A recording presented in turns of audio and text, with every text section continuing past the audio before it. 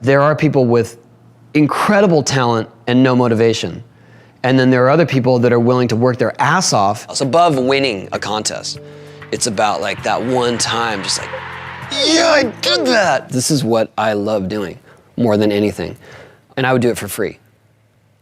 Like any day of the week. There were times when I started our company, Birdhouse, in the first 3 years in, we were ready to give in. He's an American professional skateboarder, actor, and owner of the skateboard company Birdhouse. He's widely considered to be one of the pioneers and most successful influencers of modern vertical skateboarding. Throughout his career, he's made a number of appearances in films, other media, and his own line of video games. He's Tony Hawk, and here's my take on his top 10 rules for success. Rule number 3 is my personal favorite, and make sure to stick around all the way to the end for some special bonus clips. Also, as Tony's talking, if he says something that really resonates with you, please leave it in the comments below and put quotes around it so other people can be inspired as well. Enjoy.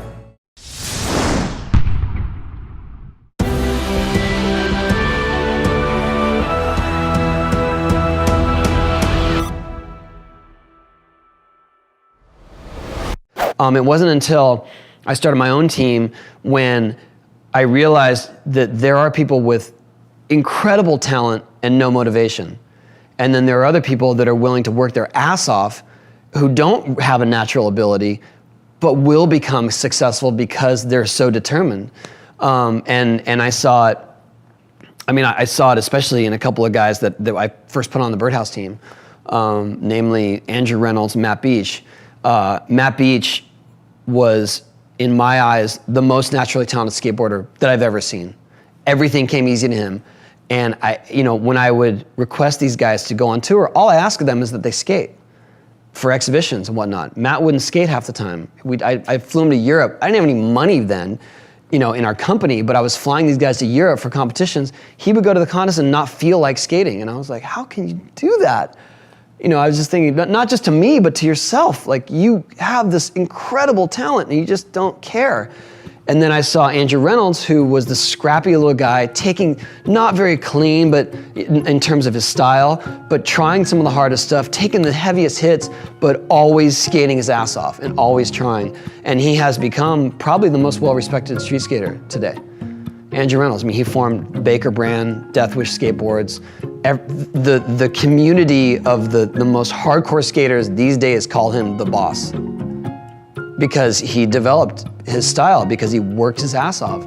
And he's the shining example of hard work. Tony Hawk is #1 recognizable sports figure over Shaq, over Iverson, over MJ even. I just focus on something and I have to do it. I'll either get hurt, taken to the hospital trying it, or I'm gonna make it. And that was the same for doing 900 at the X Games. It was my time to finally do it, or to be carted off and try it another day. Last try right here, Tony Hawk 900. At some point, you just tune everything out and you say, this is it, you gotta do it.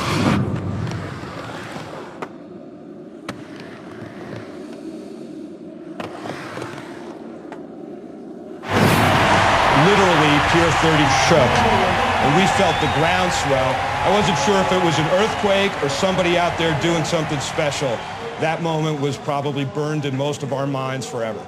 I knew I wanted to be in the skate industry. I loved skating too much. I wanted to be in it. I didn't know if I would make a living as a professional, but I was devoted to skateboarding. So I refinanced my house and took all the money and started a skateboard company, which seems like the stupidest thing in the world to do when skating's dying, but it was exactly what I wanted to do. I wanted to be a company owner and be behind the scenes. I quit my sponsor and started, and for about 3 years, struggled very, very hard with my partner and I. We had pooled our money together. He was an ex-pro skater as well, and we just did Birdhouse and did whatever we could to get by, and all the team was staying on my couch. I'm literally like, while I'm changing diapers, I'm like driving guys to these spots that they're gonna get arrested at because there's no skate parks, so they're gonna go ride schoolyards, and it was such a strange existence. But I loved it because it was skateboarding and it was exactly what I wanted to do. And so we really hunkered down, like I was living on Taco Bell and peanut butter and jelly and top ramen. Probably 3 years for sure. But I didn't care because it was like I still got to do what I love. That's the thing, is that people think, was it a struggle? And it's like, well, no, because, you know, I loved it too much. I still got to go skate. And I had time to skate. I didn't have to go sit behind a computer for 8 hours and then hope I get time to skate. Okay, ready? And action! 3, 2, 1, go!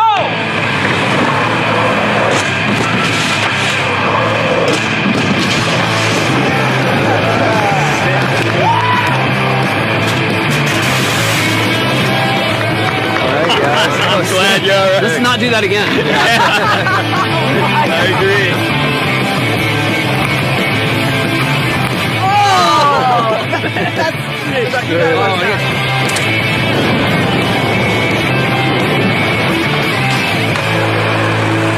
I know there are so many kids out there that feel the way that I did when I was a kid, just awkward and not excelling at one thing in particular and not cool. And skateboarding was my way out of that. And I hope that if not with skateboarding, they find it in something else they do. But I hope that they're not afraid to try something different, because you can't listen to the haters. That's my best advice to anyone. If I had listened to the haters, I would have quit a long time ago. I would have quit when I was 11 years old. Like, I used to get bashed by professional skaters because my style was dorky, or it was all circus. It was, you know, but you can't. You've got to believe in yourself. As far as I know, no one's done anything like this, and so people keep asking me questions like, well, how do you approach it? How do you, I don't know. I'm just gonna find out the hard way, I guess. It feels like the first time I tried to loop. Like, I just walked up to it and it was like, holy shit, what have I done? But I'm up for the challenge.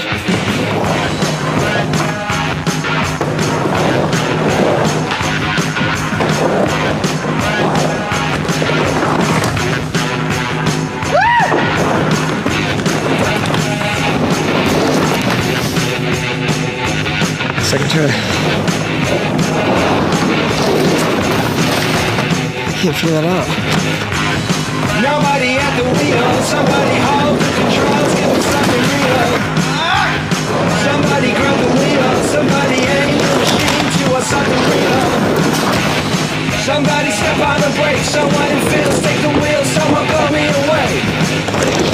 Something to give me the shake, somebody real take the wheel, get me out of this place.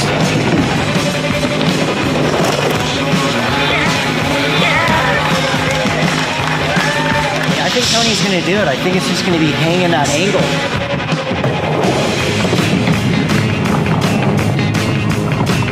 That was like a half head slide, knee slide. But hey, I didn't hit my hip, so success.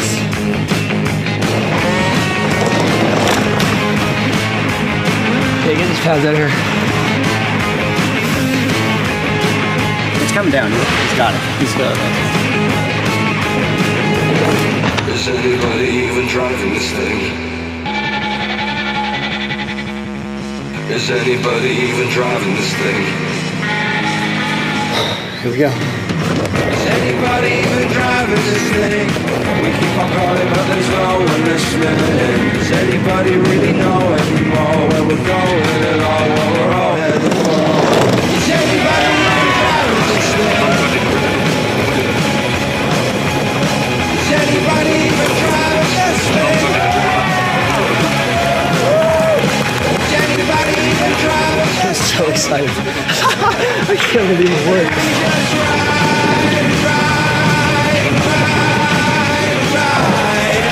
Does running the Tony Hawk Empire give you the same satisfaction as the 9 golds at the X Games?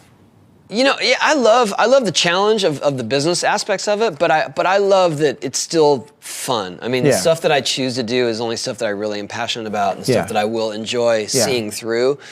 To be honest, the high that I go for that is what's always striving me is when I land something new, when I'm trying to learn a new trick and I make it for the first time. Even if it's something someone else has already done, for me, like, that push and that adrenaline and the confidence of thinking I can do this and then finally doing it, you know, seeing it through, and when I land it, that's that's the buzz, that's the high for me, like above all else, above winning a contest. It's about like that one time, just like, yeah, I did that. Yeah. And I'm older now, and now when I get that feeling, it's I guess further between when I feel it, and so when I do, it's way more intense. It's like landing your first kickflip. Yeah, that's what it feels like every time. It doesn't look as intimidating when it's not sitting on top of a building structure. The jump is always scary because you want all your skin anywhere on your legs. You sure it's covered? You sure it's just not for fashion? Well, that too. This is my mega board. Mega. Giant.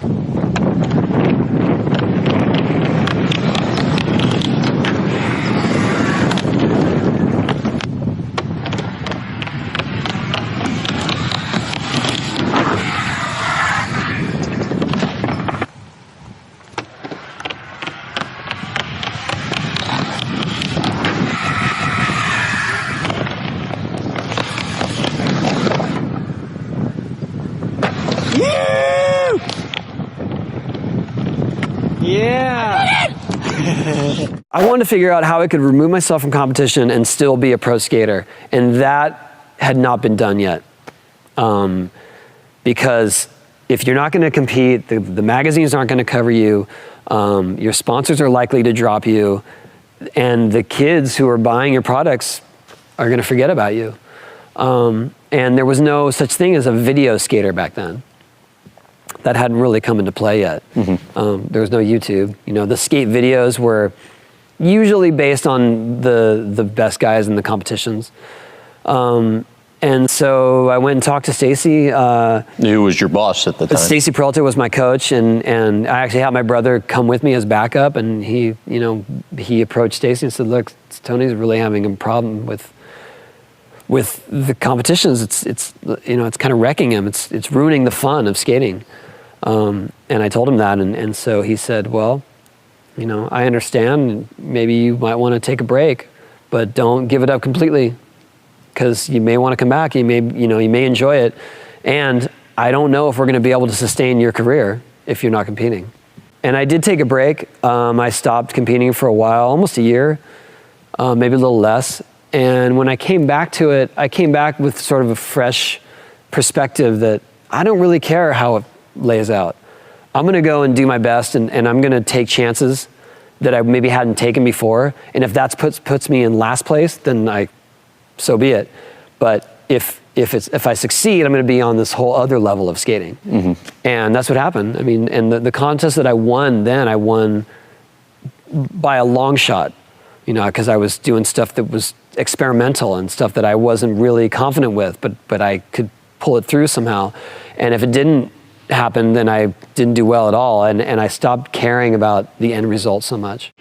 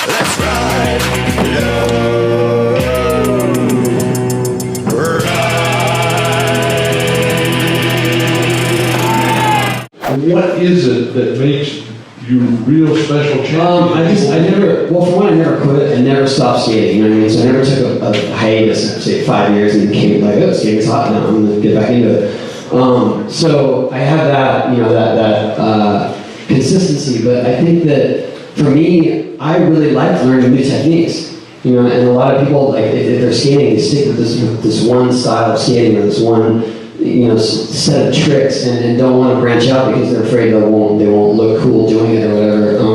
I always wanted to try the different techniques, even if I stumbled on them. I knew that in the end it would help me be more well-rounded, and I think that's probably what it is that I just, you know, I wanted to try to learn it all. Going for something big? Is he going for a flip? Is he going for something new? Crowd seem to be anticipating something good. We've seen that he can fly high, and here he goes, scooting across there. Here's Tony, he's in the water! Hawk takes the swim, and the crowd love that. That skateboard's gone. Actually, there'll be a few people diving in there trying to fetch that one. Tony Hawk. What the heck kind of move was that? Oh no, it's the big gap to the Snake Canyon. A brand new move by Tony Hawk. Into the water. Tony Hawk, always a crowd pleaser, and no exception there. And Tony Hawk set off at a blistering pace. He had to clear the dock. He cleared it by a mile. What a performer. See it from behind again. Scooted his way across the arena. Off that ramp, hit it at the diagonal. Wonderful stuff. What an end. You're convinced that you're going to fail or fall or get hurt. That will come to fruition because that's what you're visualizing. I never you know, I was willing to get hurt along the way, but I didn't visualize myself getting hurt along the way.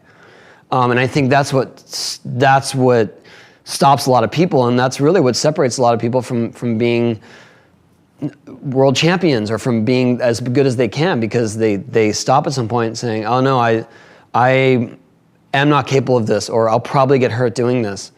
And if you approach anything with that hesitation, you're gonna fail. I always approached it like, this is going to work. I'm going to figure this out, even if it takes me hundreds of attempts. And I wasn't, you know, the idea of falling and getting back up again, that didn't really bother me at all.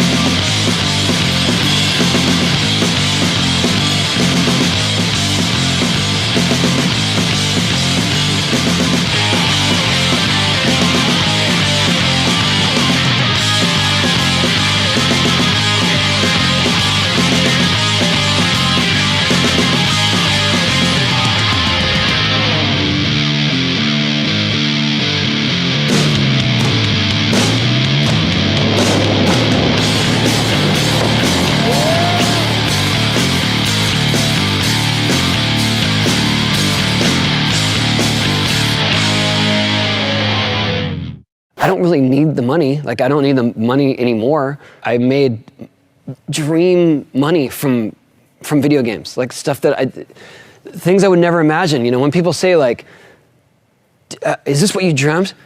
I didn't dream any of this. None of this was possible or even considered a reality when I was a kid. You know, when I started skating, like the best you could hope for was your picture in a magazine, maybe a pro board, maybe, and free gear. That's it. And then once you reach an age of responsibility, and I'm talking about when I was like 12. Once you reach an age of responsibility, say 18, your career is over because you can't make money doing it. You can't do it into your adult life. Obviously, I'm hugely thankful to still be able to do this for a living. Like this is what I love doing more than anything, and I would do it for free. Like any day of the week, you know, at any given time, I'd happily just go skate. It just happens to be the thing that I'm successful at. So I get to do what I love for a living, and that's living the dream. I mean, living the dream, I'm not talking about financial success. I'm talking about loving what you do. You know, if you love art and you do art and maybe you get a little bit of success at it, you're living the dream.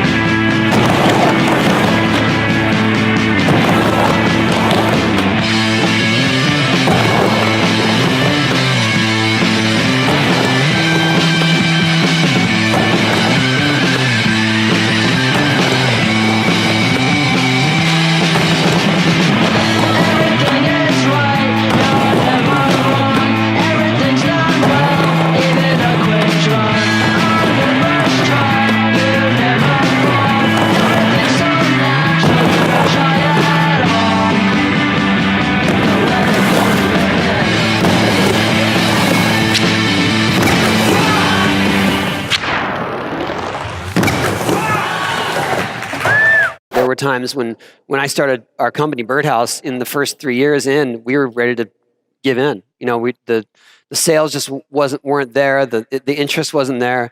And the same with my skating. Like I was still improving my skills, but for no audience. So it was definitely difficult, but we embrace those challenges too, especially as athletes. I mean, someone poses a challenge to you and you have to figure out how to get over it.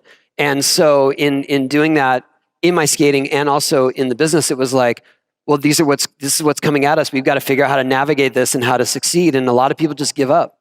And especially in skating, I mean, that's the first sign of someone that's going to be successful. It's no matter how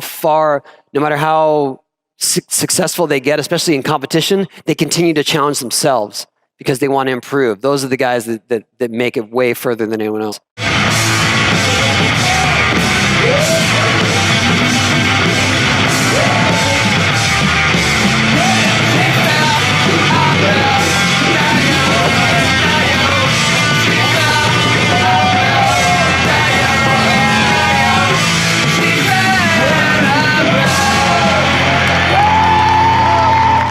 I'm here on behalf of the great state of Alabama to prove once and for all that skateboarding is, was, and always has been a crime. And that this man, Anthony Francis Haywood Buford Hawk, should be found guilty of perpetrating the most gnarly of offenses. Mr. Hawk, would you like to make an opening remark? Yeah, I guess that I think skateboarding is not a crime. Reverend Talk, there is no half pipe that can launch you out of hell! And what was Mr. Hawk doing at the time? He's riding one of those planks with wheels. Objection. Skateboarding is allowed in public areas. Well, I just thought that doesn't seem like something you should do. Mr. Hawk, how long have you been riding these devil mobiles? Pretty much my whole life. Let the record show that Mr. Hawk was carving a pentagram into his chest as he answered. No, I wasn't. Well, let me ask you something, boy. I'm in my mid-40s. If God had intended us to skateboard, why wouldn't he have blessed us with wheels instead of feet? I don't know. Yeah, why did he give us legs instead of trucks? Or why did he not put little decals of skulls on our bellies or put adhesive tape on our back? I get it. As the Bible says, lo, and man shall not step on a wheeled plank. Revelation 20:13. Now, I personally can't think of anything more sinful than somebody launching off a vert ramp into a kickflip McTwist. But for those who need convincing, maybe you could enlighten us, Professor. I've discovered several eyewitness accounts of skateboarding at some of history's greatest crimes. This is a picture of Tony Hawk high-fiving Adolf Hitler. That's obviously doctored. This is Tony doing what appears to be an ollie off the balcony moments after Lincoln was shot. This is insane. And this is Tony grinding down the tail of a dinosaur moments before the meteor hit that exterminated all dinosaur life on the planet Earth. Oh, that one's kind of true. Well, I invented the railing to provide a stable grabbing surface for God-fearing, stair-climbing men and women, not to be grinded on by some immoral beast trying to pull off a front-side board slide. Nothing human uses a railing like that. You have disgraced my work, sir! You have disgraced the work of Phineas Q. Railing! Now, I rest my case. I find you guilty, Mr. Hawk, and declare skateboarding a crime. You can't. Would you like to say anything before I pass sentence? There's nothing else you could do to me, sir. I hereby sentence you to change to a respectable mode of transportation. What's that? Bring in the scooter. Lame! All right, today is June 27th, 2016. And it is 17 years to the date that I landed my first 900 at the X Games in San Francisco. A lot has happened since then in my life. I mean, it's been the craziest roller coaster ride, and it really was the apex of my competitive career. And so I'm gonna try 900 today because I feel like I can, and I never thought I'd be doing this at my age when I was young. I really didn't think that was a possibility, but I'm still going, and keep going till the wheels fall off, I guess.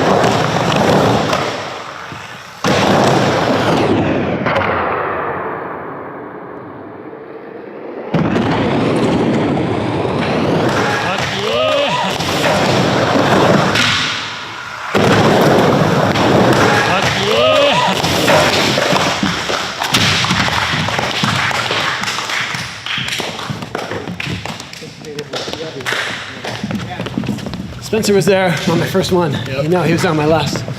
Bye.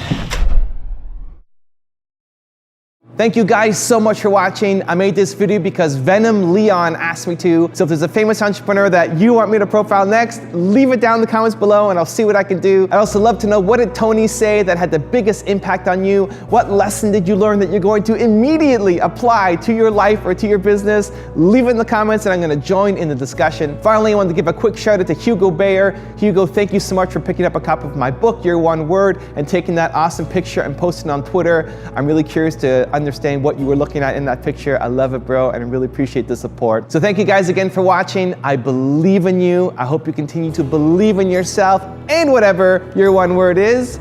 Much love. I'll see you soon.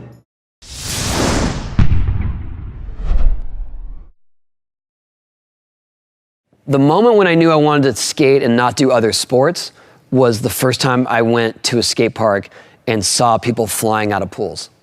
All my life I was trying to find a buzz, and I didn't really get it from team sports. I was okay at baseball and basketball, but I wasn't improving at a rate I could see. And then when I went to the skate park for the first time, I literally saw these guys going into a pool and flying, and I was like, that's it. And then I started trying to figure out how to do that. I did it in the little pools. I saw a picture of Steve Caballero, who was about my size, but just a little bit older, and he was doing air in Winchester, like 3 or 4 feet out. I saw these guys, they were older and more experienced doing these things, and it looked intimidating, but it looked awesome. When I saw Steve Caballero, he was my size, near my age, and he was literally flying. And I was like, if he can do it, I can do that. I know I may not do it as well as him or with as much style, but I'm gonna learn how to do that. And that was the moment. That was the moment when I decided I was gonna do that, because I did like that it made me different, and that it was something that I identify myself with, and it's made me stand apart from everyone else I went to school with, most other kids my age. You know, I did appreciate that, but at the same time, I always wondered, well, why don't they like this? You know, this is amazing. Like it's super difficult. It's adrenaline filled. It's dangerous. There's a sense of accomplishment. You know, what are they missing about this? And it was always it just never really hit in those days. And so, yeah, I guess I would be the one to either blame or credit for doing mainstream stuff and hopefully making it acceptable or making it authentic. You ever scared out there? I mean, some of this stuff is just insane. Are you ever kind of like at the top of something or about to do something and you go, geez, I could break my neck here? Yeah, for sure, but that is, you know, that's the best gauge of should you be doing it or not. It's more about, for me, it's about approaching things with confidence. If I'm gonna set out to do something, I've already convinced myself that I can do it, that it is possible. If I go at it and I think, I don't know if this is gonna work, that's when I get hurt. That's when you get hurt. You know what I mean? You can't just throw caution in the wind and go, oh, let's see what happens. Yeah. And, you know, especially at my age and having this much experience and having so many injuries along the way, I'm way more methodical about learning things, you know what I mean? It takes me way more tries and I have to know that it's gonna work before I go out and try to make it. As a new dad who loves sports and wants one day to inspire my new son, I'm wondering what advice you have that either your dad Frank gave you or that you have given your kids. To do what you love doing. You know, don't succumb to peer pressure or adult pressure. find your voice, find what you really enjoy. And even if it's something different and it's something that's not considered cool, if you love doing it, you will thrive in it. And eventually you'll be happy because you continued to do it. Is that what Frank? What is it? My dad, I was the youngest of 4, and by the time I came around, he had seen it all. And so he's just like, go, just do it, whatever it is, and I chose to do the most sort of offbeat thing that of my siblings. But he was really supportive in it, and I was lucky in that. And I that's the same kind of approach I have to my kids. If they love doing it, I don't care if it's not considered the cool thing, or or if it doesn't mean that they're going to get a varsity letter. I want them to be happy, and I want them to enjoy themselves.